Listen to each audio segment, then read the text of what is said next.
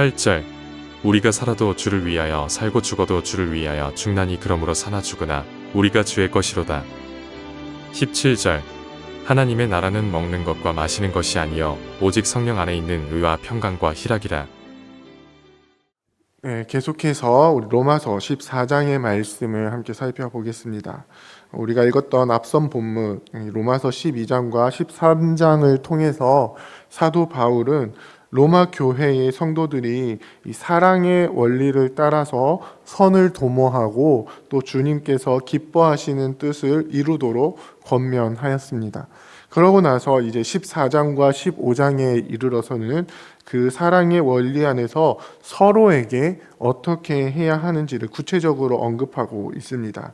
특히 오늘 우리가 읽은 14장을 통해서는 믿음이 약한 자에 대하여서 이야기를 하고 있고요. 15장에서는 믿음이 강한 자로서 어떻게 해야 하는가에 대한 이야기를 사도 바울이 계속해서 해 나가게 됩니다. 14장에서 믿음이 약한 자라고 이야기를 하는 것은 이 믿음으로 어떤 일을 할 수 있다는 면에서 자유함을 누리지 못하는 약함을 이야기를 합니다. 즉, 이 양심의 자유를 누리지 못하는 연약함입니다. 예를 들면은 오늘 본문에서는 2절에서 보면은 구약의 법을 따라서 고기나 채소를 먹는 문제, 혹은 5절에 보면요 특정한 날을 거룩한 날로 지키는 문제, 혹은 21절에 보면요 고기를 먹고 포도주를 마시는 문제 등을 언급하고 있습니다. 여기서 믿음이 연약한 자들은 믿음 안에서 자유를 충분히 이해하지 못하고 누리지 못하는 자들을 의미합니다.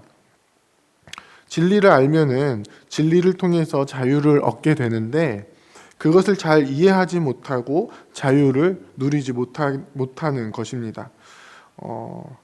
약한 자들은 복음의 은총과 이 본질과 범위에 대해서 이 한계를 설정을 해놓는데요.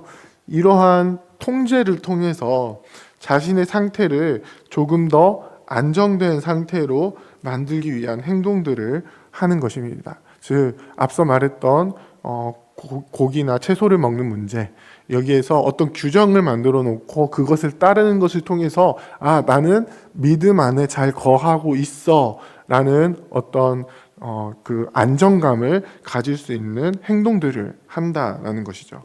그런데 사도 바울은 그런 사람들, 그러니까 어떤 규정을 만들어 놓고 그 규정 안에 거하면서 나의 안정감을 취하는 그런 사람들을 비판하지 말라고 권면합니다. 이 말 뜻은 이 교회 안에 이 연약한 자들이 있을 때, 소위 믿음이 강한 자들은 그들을 비판을 했다라는 것을 보여줍니다. 어떤 비판이냐면요, 자신들은 누리고 있는 믿음 안에서의 이 자유를 누리지 못하는 것에 대한 비판입니다. 이것은 마치 고린도 교회 안에서 우상 제물을 먹는 행동과 같은 것이었습니다.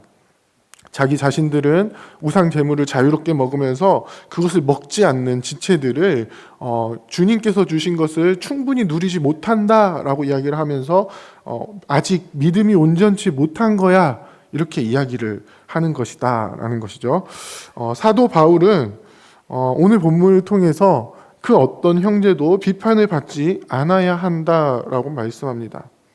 왜냐하면 그 형제를 위해서 예수 그리스도께서 죽으셨기 때문입니다. 죽으심을 통해서 그 형제를 받으셨기 때문입니다. 그 형제는 그 사실을 알고 믿는 형제입니다. 비록 믿음 안에서의 이 자유를 충분하게 누리지 못한다 할지라도 예수 그리스도의 구원하시는 은혜 안에 거하는 형제인 것입니다. 그래서 그 형제에 대해서 뭐라고 표현합니까? 고기를 먹는 자도 주를 위해서 먹고 먹지 않는 자도 주를 위해서 먹는다. 특정한 날을 거룩하게 여기는 자도 주님께 감사를 드리는 것이고, 모든 날을 똑같이 거룩하게 여기는 자도 주님께 감사하는 것이다. 이렇게 이야기를 하는 것입니다. 그렇기 때문에 그를 판단할 수 있는 이는 누구밖에 없습니까? 하나님 한 분밖에 없으신 것입니다. 우리 모두는 하나님의 심판대 앞에 설 것입니다. 우리의 심판주는 주님 한 분뿐이십니다. 그 누구도 서로에게 대하여 판단할 수 없고 비판할 수 없습니다. 그런데 생각보다 많은 사람들이 이 교회 안에서 서로를 향하여서 손가락을 들고 지적하고 판단하고 비판하기 바쁩니다. 자기와는 다른 신앙의 모습을 이해하지 않고 자신의 모습만이 온전한 신앙의 모습인 양 이야기를 합니다. 오히려 상대방을 깎아내림을 통해서 내가 온전한 신앙을 가지고 있어 이것을 나타내 보이기도 합니다. 그런데 이러한 모습은 사도 바울이 계속해서 이야기하고 있는 것, 바로 사랑으로 선을 도모하는 것과는 전혀 반대되는 행동입니다. 우리가 지체를 사랑한다면 그 사랑은 반드시 지체를 세우는 모습으로 나타날 수밖에 없습니다.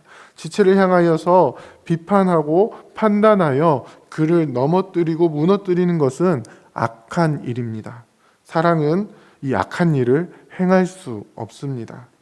그러면서 사도 바울은요, 모든 형제들을 향하여서 이 선을 행해야 된다. 너희들이 사랑으로 행하지 않으면은 이 지체들이 넘어지고 무너지게 된다라는 것을 일깨워 주면서 서로를 향하여서 사랑으로 행할 것을 권면하고 있습니다.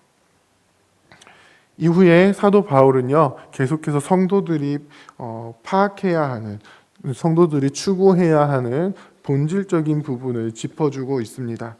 지금 로마 교회 성도들은 모든 것을 먹어도 되는가, 아니면 채소만 먹어야 하는가, 혹은 어느 특정한 날, 예를 들면요, 유대교에서 지켰던 안식일을 거룩하게 여기고 지켜야 하는가, 아니면 모든 날을 똑같이 거룩하게 여기고 살아야 하는가, 혹은 포도주를 마셔도 되는가, 마시면 안 되는가, 이런 논쟁이 교회 안에 있었던 것 같습니다. 그런데 그들이 논의하는 이런 것들은 전혀 본질이 아니다라는 것입니다.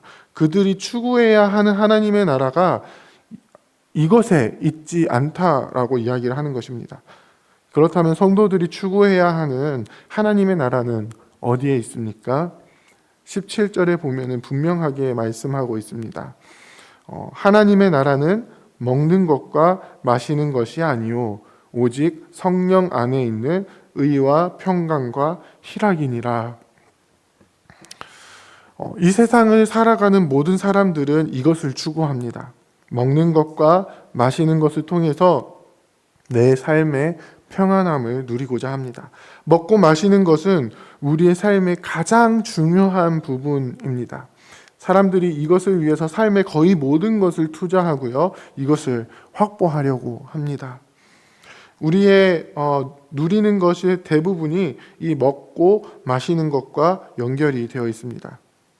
우리가 삶의 중요한 부분이라고 이야기를 하면서 의식주에 대해서 이야기를 하기는 하지만요, 삶의 가장 끝자락에서 가장 마지막까지 붙들고 있는 것은요, 바로 이 먹고 마시는 문제입니다. 모든 사람들은 이 먹고 마시는 것을 통해서 내 삶의 평안함을 구축하고자 합니다.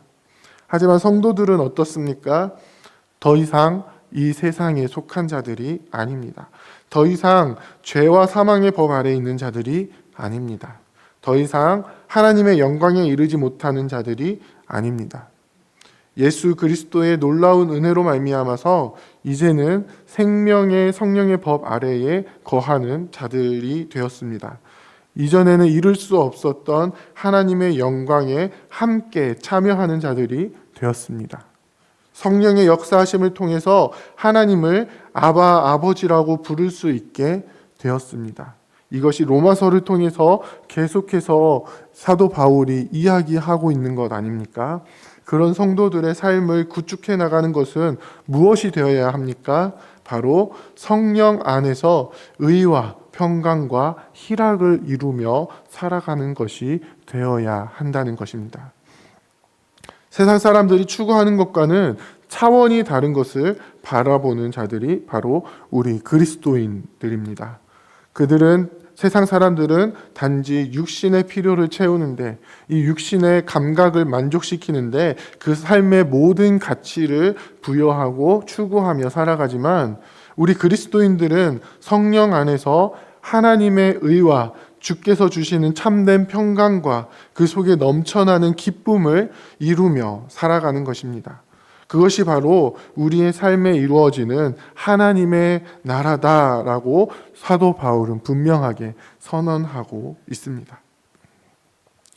사랑하는 부평교회 성도 여러분, 우리는 무엇을 추구하며 살아가고 있습니까? 아직 여전히 우리의 육신을 만족시키는 어떤 것을 추구하며 살아가고 있지는 않습니까? 우리의 육신의 요구를 충족시키기 위해서 어떤 기준을 제시하며 다른 누군가를 평가하고 판단하고 있지는 않으십니까? 여전히 우리의 시선이 우리 자신에게로 향해서 사랑을 배제한 채로 서로를 비방하며 하나님의 나라를 무너뜨리고 있지는 않으십니까? 사도 바울은 로마서를 통해서 성도들이 추구해야 할 하나님의 나라에 대해서 계속해서 이야기를 하고 있습니다. 더 이상 육신의 정욕을 따르는 것이 아닌, 내 육체의 만족을 위해서 모든 것을 추구하는 것이 아닌 참된 의와 평강과 희락을 추구해야 함을 이야기합니다. 성도들의 삶 속에 하나님의 나라가 이루어져야 한다라고 계속해서 이야기합니다. 그 하나님의 나라는 바로 사랑을 근간으로 하여 서로 화평을 이루는 것을 통해서 이루어진다라고 말씀합니다. 그래서 20절에 보면 뭐라고 말씀합니까? 더 이상 음식으로 말미암아 하나님의 사업을 무너지게 하지 말라. 본질에서 벗어난 것으로 형제를 무너뜨리지 말라. 스스로 믿음 안에서 누리는 자유가 다른 사람에게 거치는 것이 되지 않게 하라. 그래서 어떻게 하라는 거죠? 화평의 일과 서로 덕을 세우는 일을 힘쓰자. 서로에게 사랑을 가지고 대하며 사랑으로 서로를 세워주자. 지금 이렇게 이야기를 하고 있는 것입니다. 우리 안에 이 하나님의 나라, 그 공동체가 온전히 세워지기를 원합니다. 사랑으로 서로를 대하며 화평을 이루는 우리 공동체가 되기를 원합니다. 다른 사람을 판단하거나 비방하는 것이 아니라 사랑으로 서로에게 선을 행하는 공동체가 되기를 원합니다. 그래서 성령 안에서 의와 평강과 희락을 온전히 이루는 하나님 나라를 건설해 나가는 우리 공동체가 다 되기를 주님의 이름으로 부탁드립니다. 함께 기도하겠습니다. 이제 오늘 받은 말씀으로 함께 기도하겠습니다. 우리의 삶이 우리를 구원하신 주님께 속해 있음을 알고 오직 주님만을 위해 살아가는 우리가 되게 하옵소서. 서로를 향해 사랑을 실천하며 그것을 통해 성령 안에서 의와 평강과 희락을 이루는 참 하나님 나라 공동체가 되도록 우리 교회를 이끌어 주옵소서.